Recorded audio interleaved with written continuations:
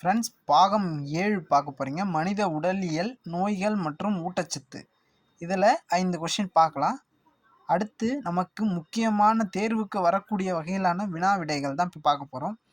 இரத்தச் சீரத்தில் கால்சியம் அளவை நெறிப்படுத்துவது தைராய்டு மற்றும் பாராதைராய்டு.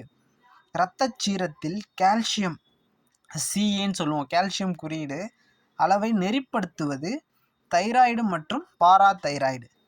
அடுத்தது 2வது கொஷின், கல்லீரல் அழற்சி நோய் காரணி ஹெப்பாட்டிட்டிஸ் பி. ஹெப்பாட்டிட்டிஸ் போன வீடியோவில் பார்த்த பொறுத்துக்கல, அதுக்கு முந்தின வீடியோவில்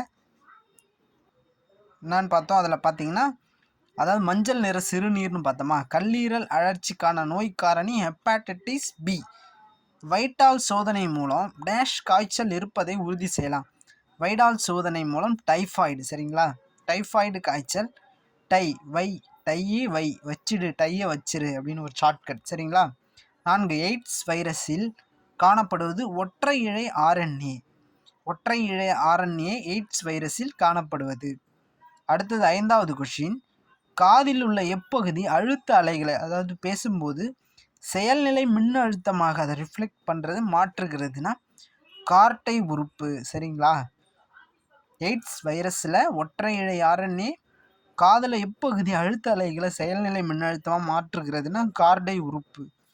இந்த 5 கொஷின் உங்களுக்கு சூப்பராகவும் பார்த்து தேடி எடுத்திருக்கோம் ஃப்ரெண்ட்ஸ். நெக்ஸ்ட் வீடியோவில் இன்னும் பல வினா விடைகளை பார்க்கலாம்.